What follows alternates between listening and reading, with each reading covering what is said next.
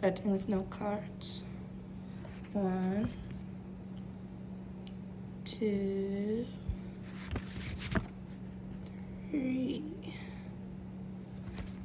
And then I got 1, 2, 3, 4, 5, 6, 7, 8, 9, 10 people. Thank you. Alrighty, so gonna go ahead and start right now.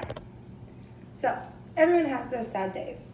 Those days where you just feel like you can't get out of bed. Well, what if I told you I had a secret? My secret is pets. Hi, I'm Courtney, a veterinary technician, and I'm going to tell you how this is my secret.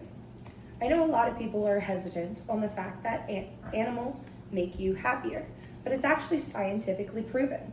Jessica Lewitz, a Columbus Examiner, said that it improves your mental health, your blood pressure, and can lower your stress. With mental health, it is actually, you can chemically see how animals make you happier because animals will raise your serotonin and dopamine levels.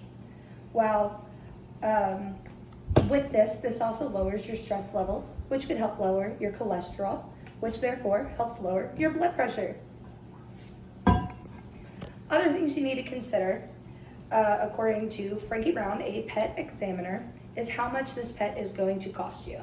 So we're actually going to turn to a video right now that gives you a very quick rundown of how much it costs to have a cat or a dog. Front costs you need to consider when purchasing a pet. These include the purchase price, vet expenses, health expenses, pet food, accessories, other services, and pet insurance.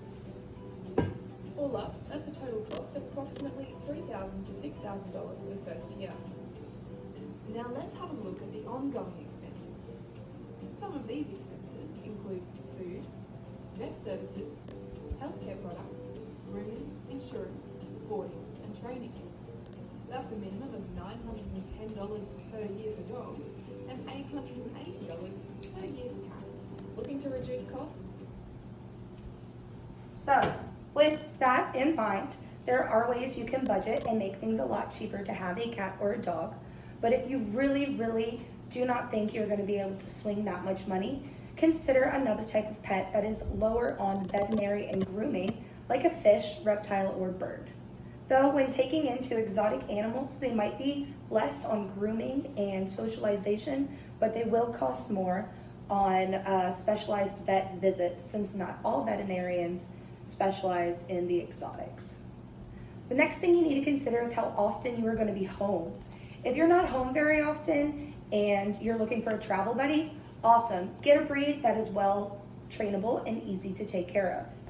But if you're going to be away often and looking for someone to come home to as a companion, make sure you find a reliable caretaker that is going to be able to take care of your pet when you are not there.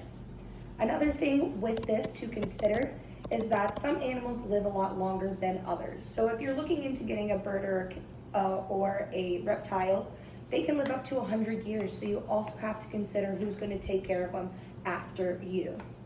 The last thing to consider is why have a pet.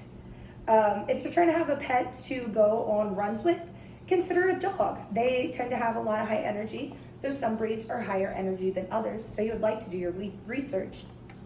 If you're wanting a cuddle buddy, consider maybe a cat or a rabbit. A lot of rabbits can be easier on people that have allergies. And the last thing to think of is your experience. If you grew up having dogs, maybe getting a bird isn't going to be the easiest transition for you.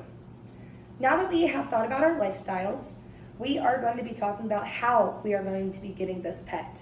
Are you going to go to a breeder or are you going to go to a rescue? While breeders tend to have the exact breed you would be looking for, your absolute dream pet, that doesn't mean they're going to have the best health conditions. A lot of breeders tend to interbreed and it causes some health issues, so make sure you're finding a reliable breeder. A good way to make sure your breeder is reputable is to see the pedigree or to ask to see the parents. Sometimes you could even see its siblings and see how they've been doing. Though, with this, you can also think about going to a rescue. A lot of rescues also have pure breeds, even though a lot of people don't believe so.